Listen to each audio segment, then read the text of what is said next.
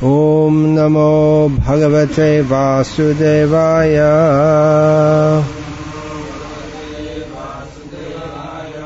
Om Namo Bhagavate Vasudevaya.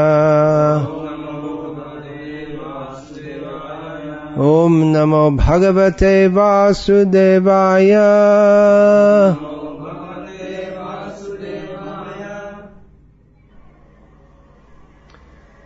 Continuing with discussion of Sri Vishnu Sahasranama, much of this discussion might seem to be technical. Well, it could be considered technical, intellectual.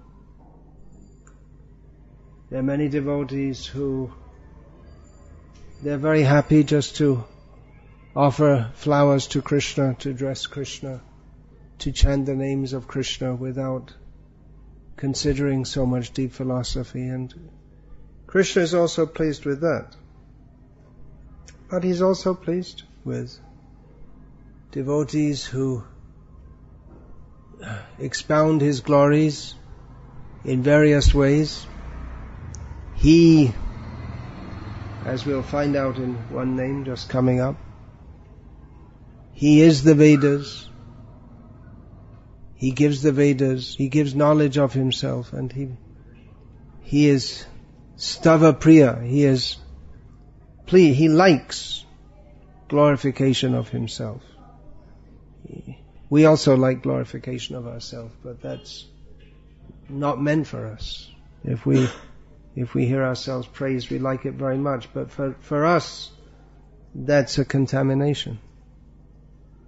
To like to be praised. And those who praise other than Krishna, they're also in a contaminated position. Shvavid varahostra karai sangstuta purusha pashuhu nayat karna pato peta jatu nama gadagrajaha. Yeah, I always forget that last night.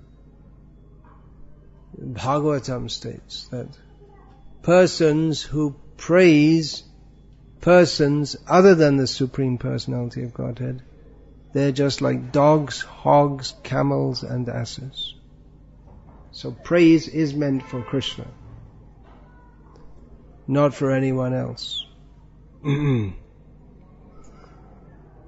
Krishna is to be praised. He likes to be praised. His glories are unlimited, and there are unlimited ways to glorify Him, but it's best to glorify Him through the authorized channels, just like we are reading the Vishnu Sahasranama, which was spoken by Bhishma Dev. There are other Vishnu Sahasranams. There are so many. Balaram Sahasranam, Gopal Sahasranam, this Lalita Sahasranam. There's also that. But we are reading this technical description, you can say. So Krishna is also pleased with that. And for people who are investigating the universe in various ways and trying to understand how it's going on and becoming puzzled, thinking they know the solution and then becoming puzzled more and more, they can simply hear about the glories of Krishna. And the basic point is that He is supreme. That's all. This whole Vishnu Sahasranam can be summarized in one word: Krishna. All attractive. Or a little bit expanded: Aishvaryasya samagrasya viryasya yashasya shriyaha Jnana vairagya yoschaiva shandang bhaga itingana. Bhagavan is thus known because He has all possessions, all opulence, all power, all fame, all beauty, all knowledge and all renunciation. So He is supreme. This point is to be understood. These demons, they don't like to hear that someone other than themselves is supreme. But actually Krishna is supreme. How do we know? How can we know who is supreme? That person should be superior in all respects. If we accept that there is God, then he should be superior in all respects. Asamordhva. No one is equal to him, and no one is superior to him. So devotees, they become very pleased to hear this. And actually it's a great relief to know that someone apart from myself is supreme. Because we're all struggling in this world trying to show that we're better than others. And it's really a struggle, and it just brings distress to ourselves and others because we're not supreme. We're trying to pretend that we're supreme, but it doesn't work because we're not supreme, and therefore we suffer because we're trying to be supreme, but we're not. And we suffer trying to show that we're better than others. So it's a great relief just to admit, Krishna, you are supreme, I'm not. Let me take shelter of Krishna. Instead of taking shelter of this egoism, kamam ashrita dushpuri, taking shelter of material desires, yadahankaram ashrita, taking shelter of false ego. If we simply take shelter of Krishna, Krishna, you're supreme, and you are protecting me. So it's a very comfortable, safe position, natural position, whereas trying to show ourselves to be supreme is unnatural and painful. So Krishna is supreme because he has so many qualities. Ananta kalyana guna vishishta. He is possessed of unlimited transcendental qualities which are all beneficial for everyone. Unlike the impersonalists, they want to say the Supreme has no qualities, but it's just the opposite. He is possessed of unlimited. These qualities are unlimited in quantity, and each quality is also unlimited in quality. So in all ways, he is gunavan, not nirguna, saguna, or full of all qualities. Now we find that materialistic people, they're very anxious to show themselves to be very important, to have more and more possessions, because this gives them it gives them identity. Everyone is trying to make their identity. And who am I? If someone has no money, no position in the world, we may say, he's no one. At least in English. You say, he's no one. Means insignificant. No money, no position, not attractive in any way. It means you have no identity. Or in modern India, you have to make yourself a success. You have to be someone. So means you have to get money, have your name in the newspaper, get photographed with all the film stars in Bollywood, have your like this, and you become someone, a household name. How do you get that? Because you have to have qualities like being the prime minister of a country or being a terrorist. That also you get to be known, right? It's one way to get known is go and shoot someone who's already well known, and then you get to be well known. If you just shoot someone in the street, then you won't get well known. But if you shoot a well-known person, then you become well-known. Or if you become a mass killer, then you become well-known. So that's one way to get prominence. So people, they want to bring attention to themselves by having, they feel, I have identity. Now I have a very strong identity. You see, I have big house, big car, servants, big dog which won the prize in the competition. Yeah, people are anxious. The dog will win the dog competition. See, my dog. Not just any dog. It's the best dog in the whole of Bangalore. So, in this way, people, they like to puff themselves up with false identity. Someone who sees through all of this, they may become a renunciant and just, all right, now I have nothing. They see through the madness of this world.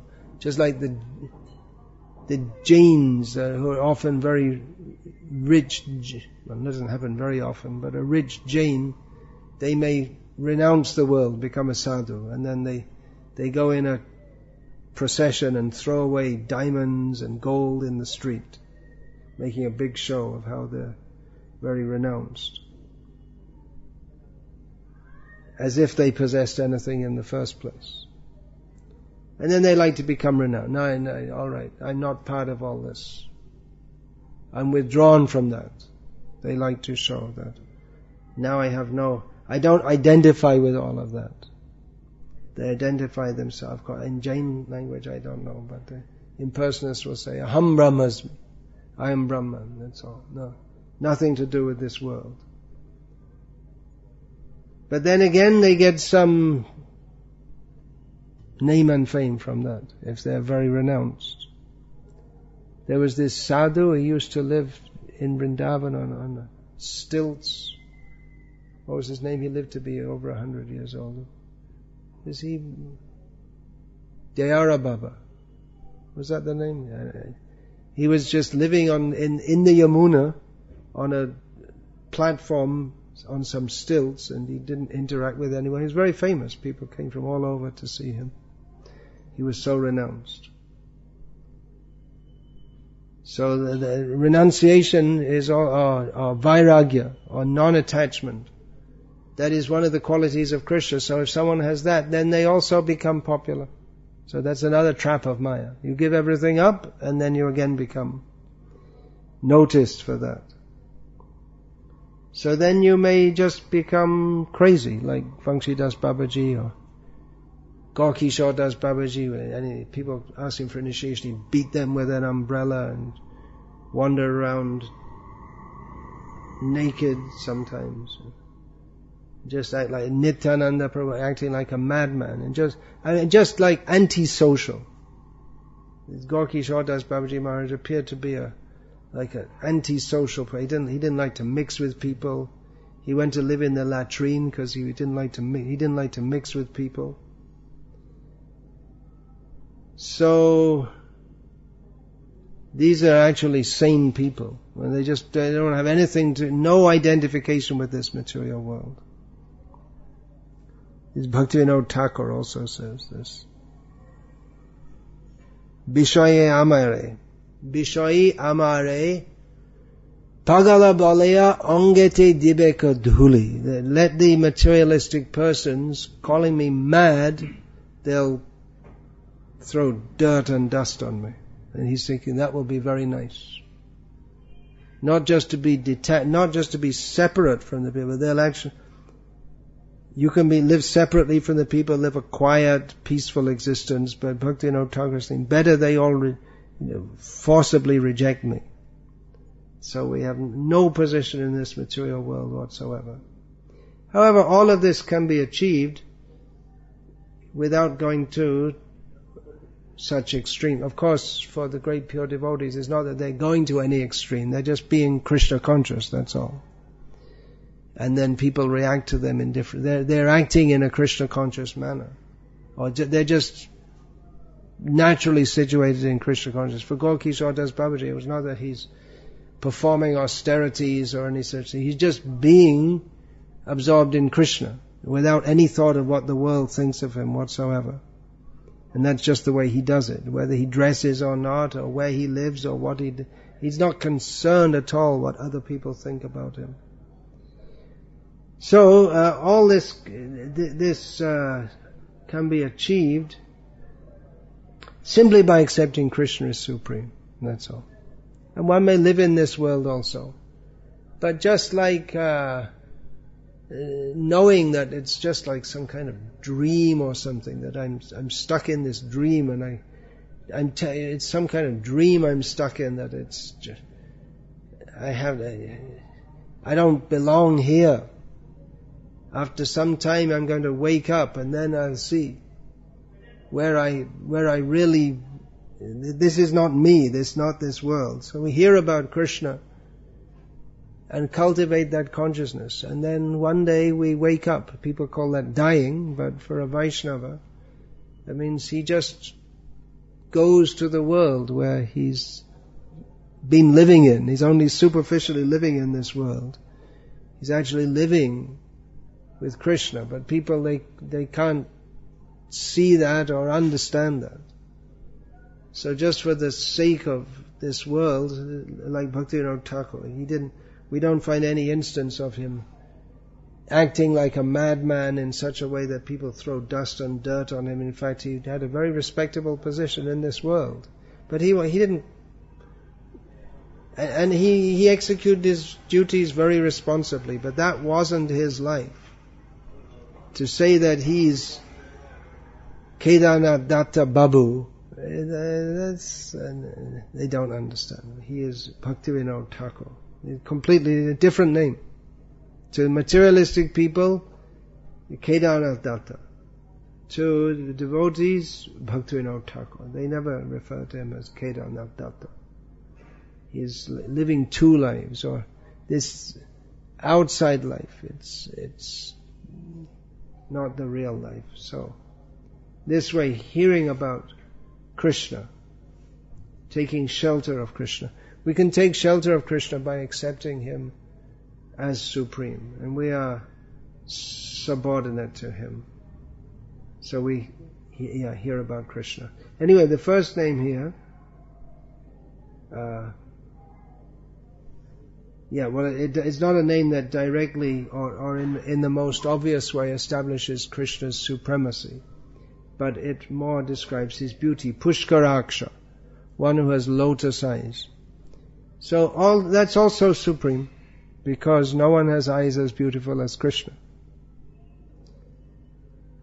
Although in Bengali there's a saying, Prabhupada used to sometimes quote that, Kana chalanam poddalocha. You have a child is born one-eyed, and you give him the name Padmalochan, lotus-eyed. So you may do that out of sentiment, you may do so. That's a saying, just like this saying, Kana chalanam poddalochan. That's a saying that someone ascribes qualities to something, or they wish it has the qualities which it doesn't actually have. Wishful thinking. So Krishna's eyes are actually very beautiful. Lotus-eyed. He's called lotus-eyed. So what does that mean? His eyes are as beautiful as a lotus. We can say like that. There's certain adjectives which are often used in relationship to Krishna. Chandramukh, face like the moon. We can say like that. But actually, whatever beauty is there in the lotus or in the moon only comes from Krishna. So, it's not that the lotus, Krishna is beautiful like a lotus, but we could say rather the lotus reflects the beauty of Krishna. And so the lotus is fortunate enough to be stated in relation to Krishna. Lotus-eyed. Very beautiful eyes.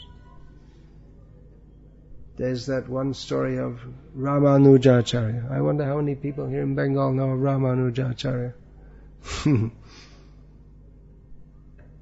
We should actually distribute this, his life story. And maybe in Tamil we should do that, because people should feel people have a sentiment for their own country or whatever, state. So they should know that such a person lived in this land, spoke their language, wrote in their language.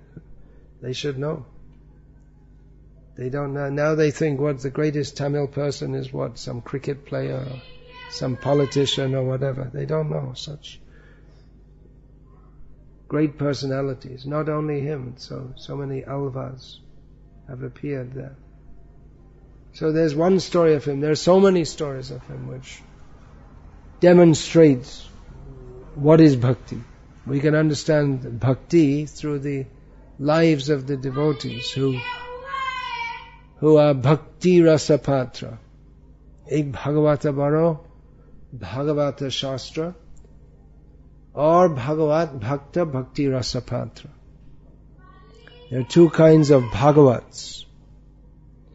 One is the book Bhagavat. That's the main one, or the center. And another is the devotee who is the Bhakti Rasa Patra, who is the receptacle, or who embodies Bhakti Rasa. So there's one story. There was one man, Dhanurdas, who was he had bad reputation because he was so much attached to his wife. In more refined cultures, if a man demonstrates inordinate attachment to his wife, that is considered to be not proper. But this man shamelessly, he would walk everywhere holding an umbrella for his wife and looking at her all the time. So then Ramanuja, he came upon him and said, that, what is this fascination that you have? You see the eyes of my wife? They're so beautiful. Why should I not be attached? So Ramanuja said, if I can show you some eyes more beautiful, then will you become attached there? He said, yeah, but you won't show me. He was convinced his wife is the most beautiful. So Ramanuja brought him to the temple of Ranganath.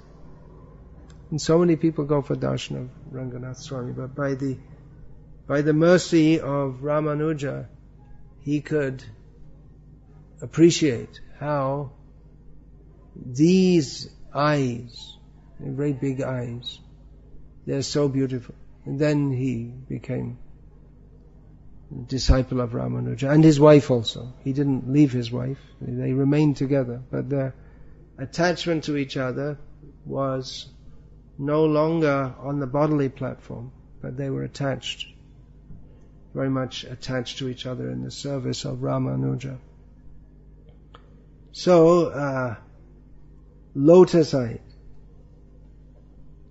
There are so many different words for lotus in Sanskrit and so many different words for eye. So then you can mix them all up and you can make some maybe few hundred names for Krishna. Not you can make, but they're already there. Different words for lotus. This Puskara, that specifically means a blue lotus. I collected a few names for lotus. Abja means born from water. Pushkara, that's the Pundarik, the name for lotus.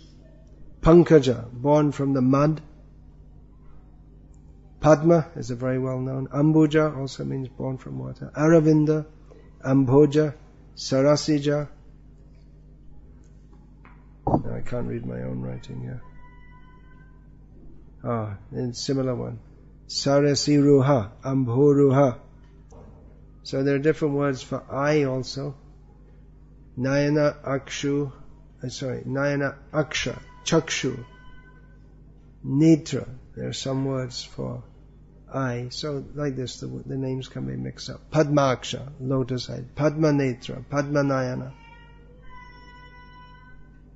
Similarly, there are many words for feet. So there are many words for lotus feet. So in this way,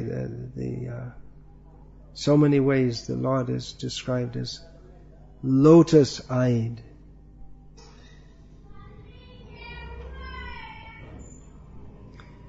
And we shall pray for the day when we're attracted to the lotus feet, the lotus everything of Krishna. Kunti Devi prays. What is that prayer? Namah? Anyone? Namah Pankaja Nabhaya Namah Pankaja Maline Namah Pankaja Netraya Namaste Pankajanghaye. She prays to him, offering obeisance to his lotus nabha, navel, to his, who is decorated with a garland of lotuses, who has lotus eyes and lotus feet.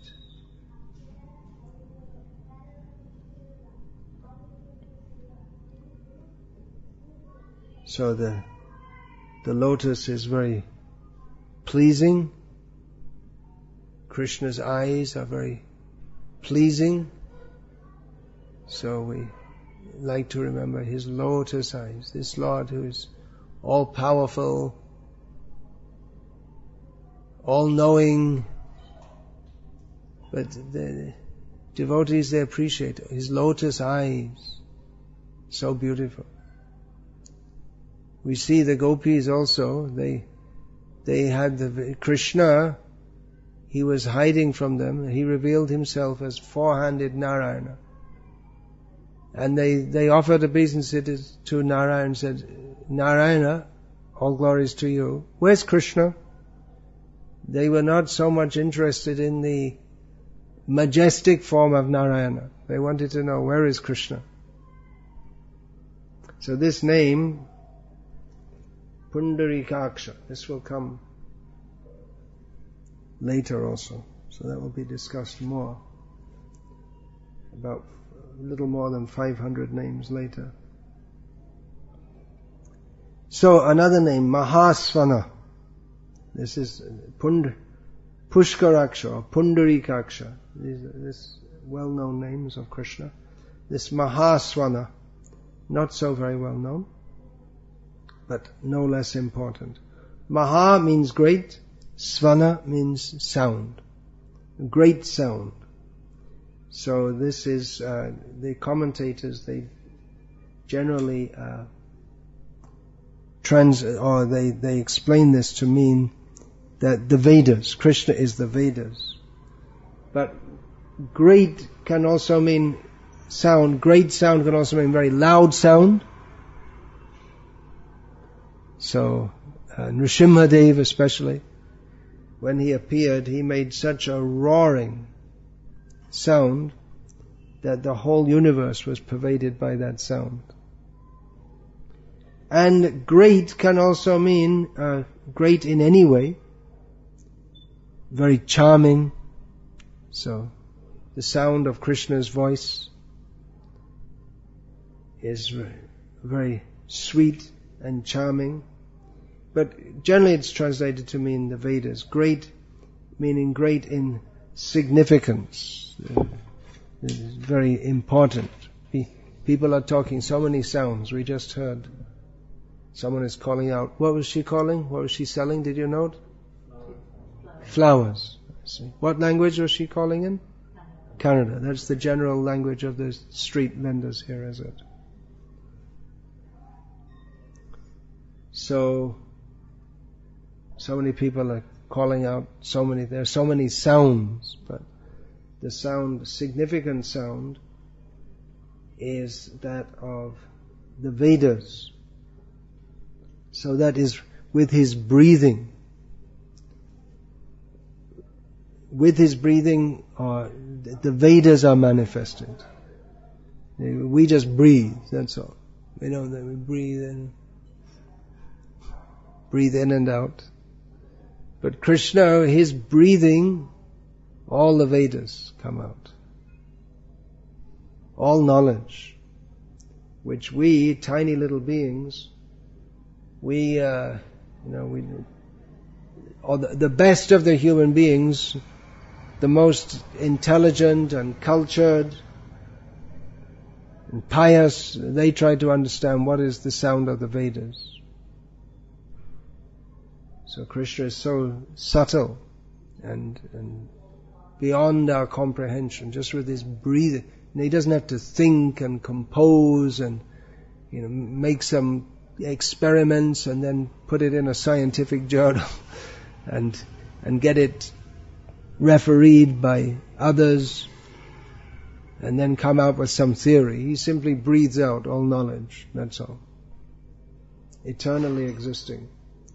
The Vedas. Veda means eternally existing. It's not that Krishna created the Vedas, but it's just like everything is in existence eternally. Of course, matter that goes through various phases of manifestation, non-manifestation, but the Vedas, they're eternally glorifying Krishna, and they eternally exist with Krishna, and they're eternally not different from Krishna. So the great sound is the Vedas, is Krishna. Now the next name, Anadinidhanah. Adi is a well-known word, which means beginning. Anadi means without beginning. Nidhan means no wealth, and in this context it's generally understood to mean destruction. When you have nothing, that means you're destroyed, you're finished. Just like someone may say, well, he was a big businessman, now he's finished. It means he lost all his wealth. So Krishna is Anadinidhanah, means without beginning and without end also. It's not that his opulence came into being at some point, or that his existence came into being at some point, or that there will ever be any point in which he will cease to exist. So this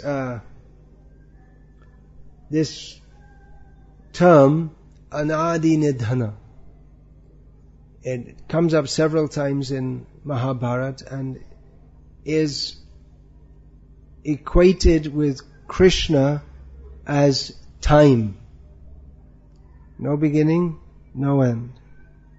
Kunti Devi, she uses this phrase, Manye tvam kalam ishanam anadi nidhanam vibhum samang charantam sarvatra bhutanam yangmita kalihi. She says that I respect you as Kala, as time, the controller, who is Anadinidhanah, with no beginning and no end. Time destroys everything, but time is never destroyed. Vibhum, all powerful. Time is very powerful. The influence of the time is a very big topic.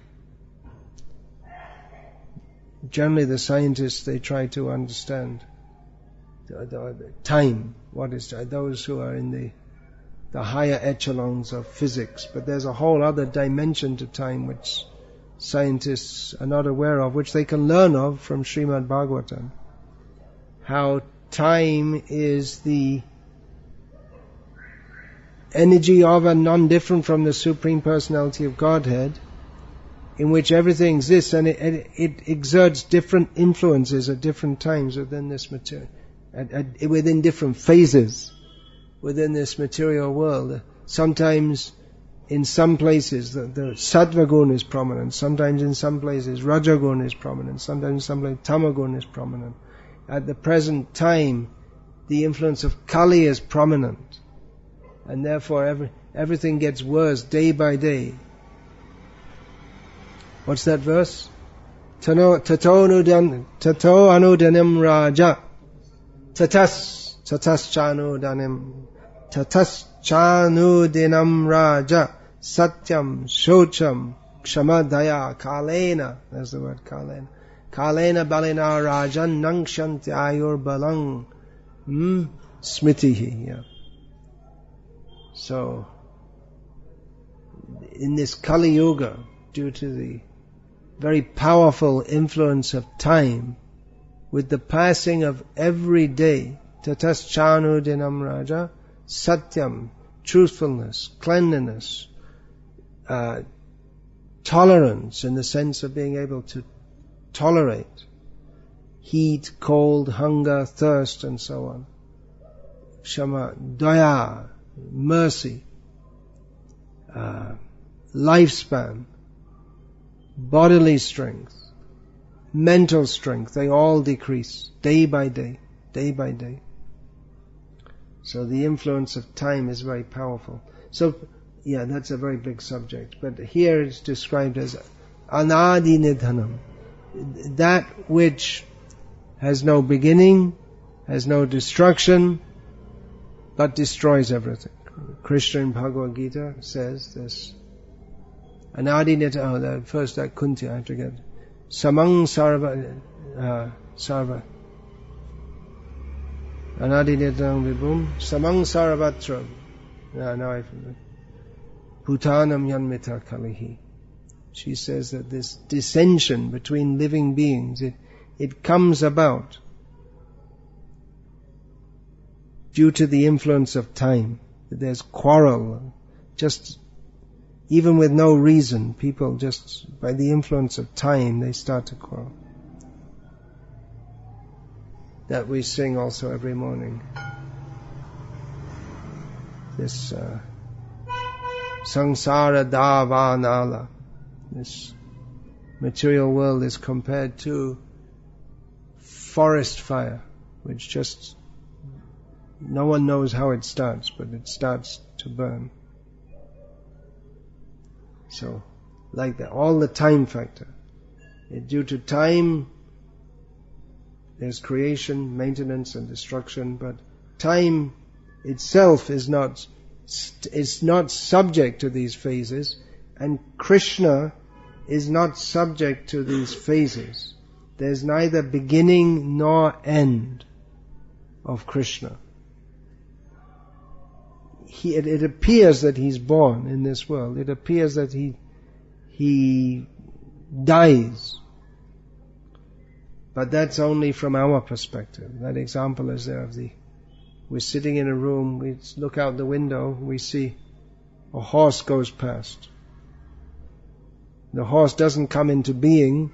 From our vision, we see the horse just for the few seconds it takes to go past the window. But the horse existed before we saw it and after we saw it.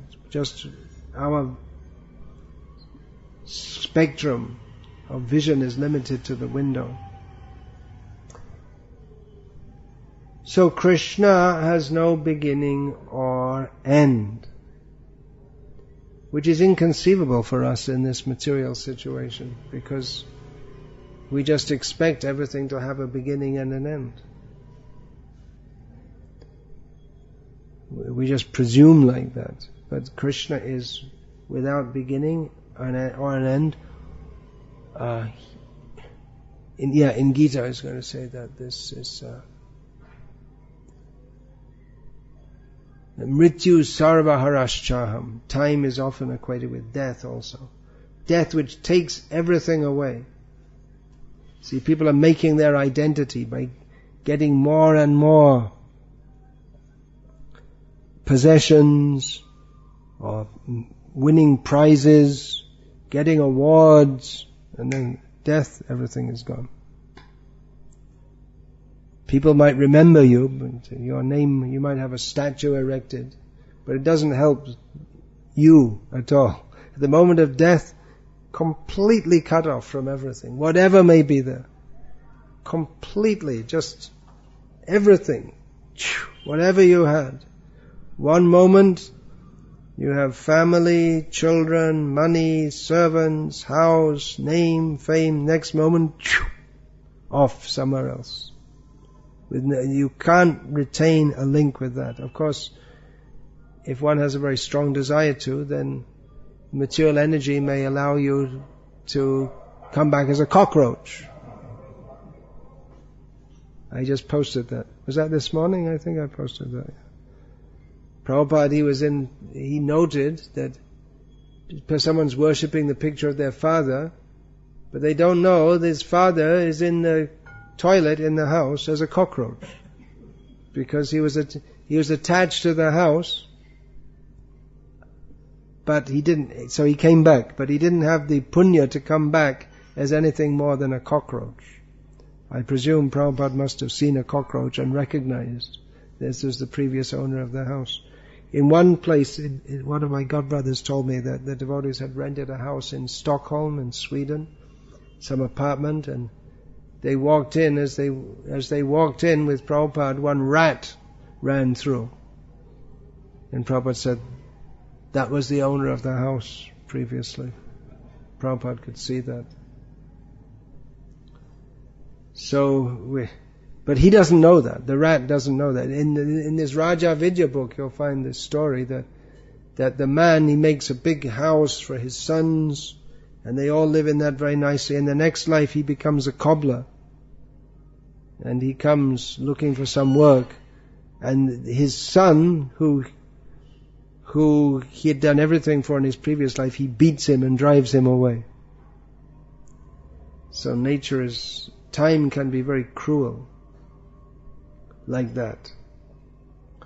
So, for our existence there is an end. Or, even if we hang on to something, due to attachment, we want to hang on to something, but it's not pleasing.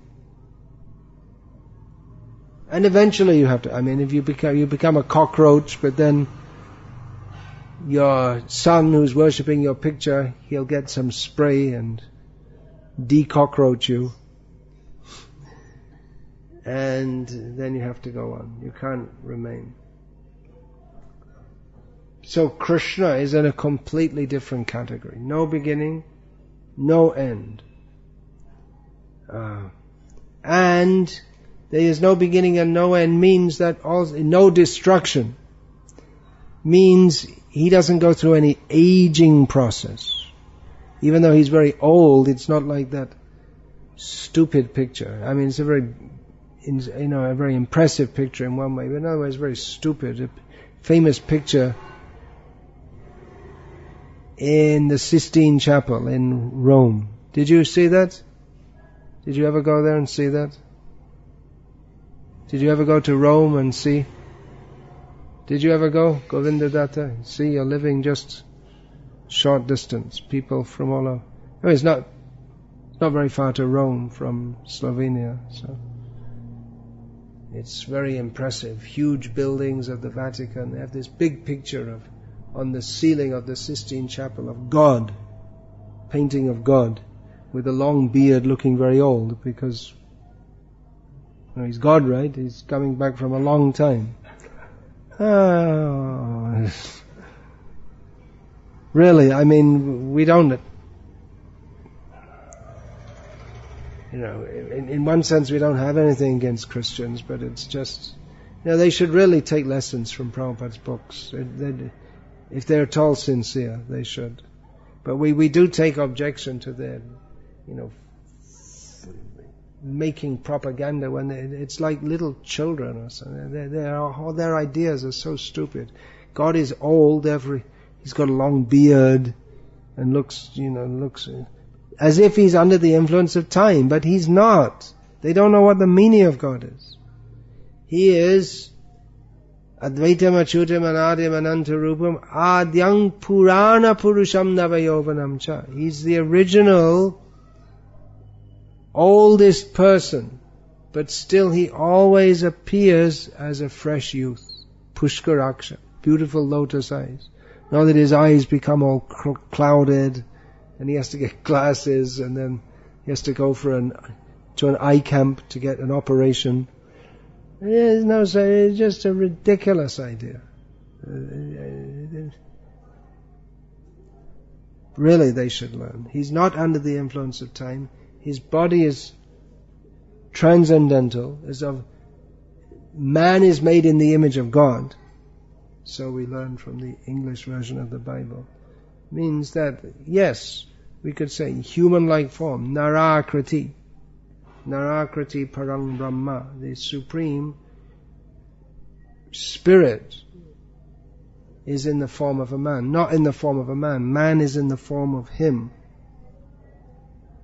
So without beginning or end. So there are other meanings of Nidhana, which lack of wealth. So he also doesn't, this Anadinidhanah. So this Anadi means without beginning, and the negativity or the I don't know, there must be some technical grammatical term. This Anadi, so it's Anadi and Anidhana also. The negativizer, at the beginning, which becomes An before Adi, that means Anadi Anidhan.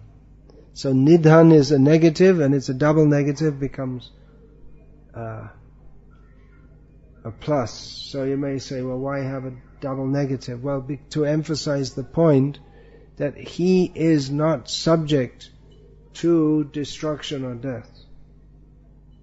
Others may be. Others are. If we simply say he is sadhan, he has wealth, he has possessions, you may say, well, others have also. Others have also, but they must come to the position of nidhan, with being without wealth. But Krishna is anidhan. He never loses his potency or his possessions. He never destroyed.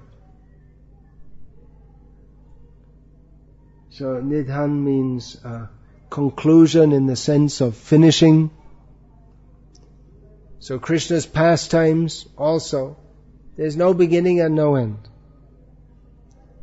His qualities are ananta, they are unlimited, both in number and in scope. His pastimes also, they're unlimited in number and in scope.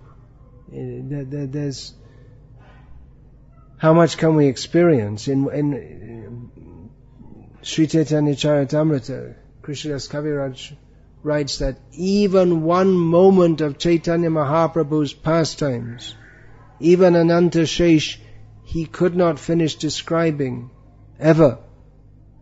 At every moment he performed such pastimes that no one can fathom the depth of them.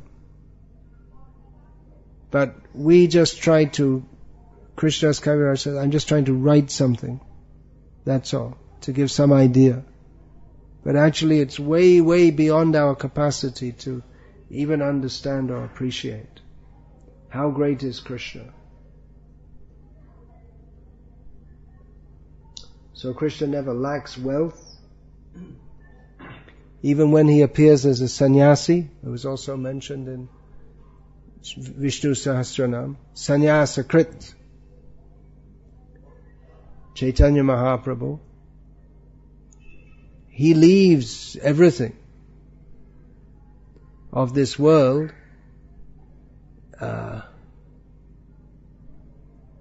but what is that? To taste and to distribute premadhan. Ki karj sanyashe more. What does he say? Ki karj sanyashe more.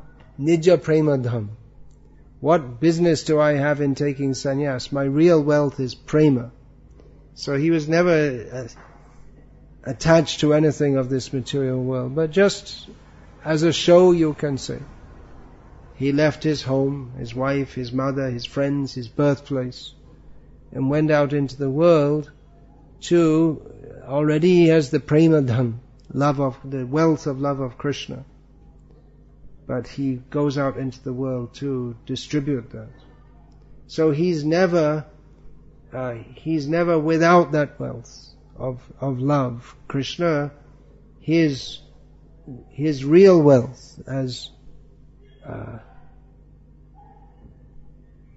that's also discussed in Chaitanya Charitamrita, when there's a discussion between Swarup Damodar and Srivas, and Srivas is trying to say, you see, in Vaikuntha there are so many palaces, and Lakshmi is ruling, Lakshmi Narayana, very opulent.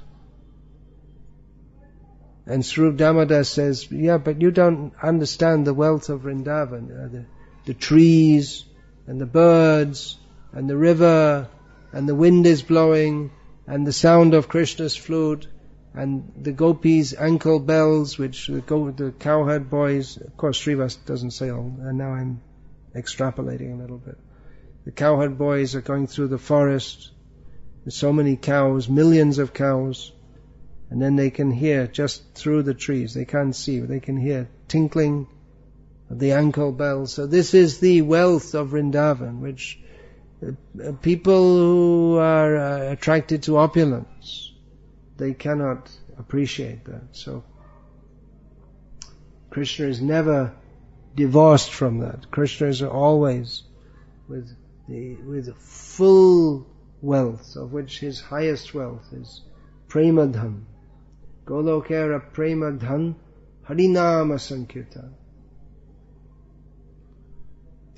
So he comes to distribute that.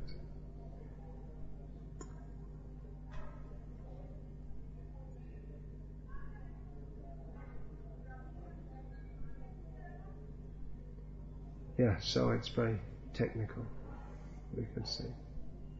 Alright, I'll finish there for now.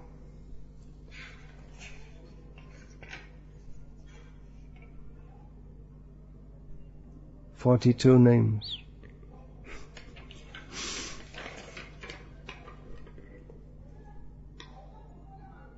Have been discussed by myself. Now, next we have Dhata, Vidhata, Dhata Uttamaha. Dhatu Uttama.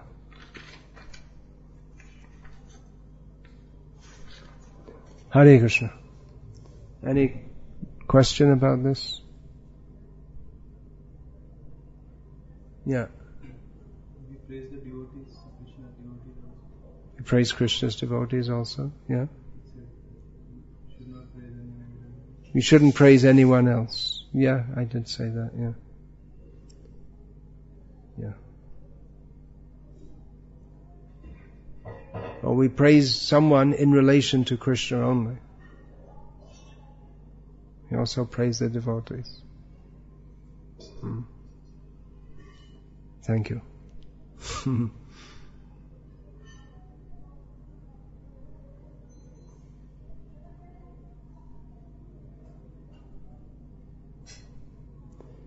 Hare Krishna, Krishna Krishna, Hare Hare. Hare Rama, Rama Rama, Hare Hare.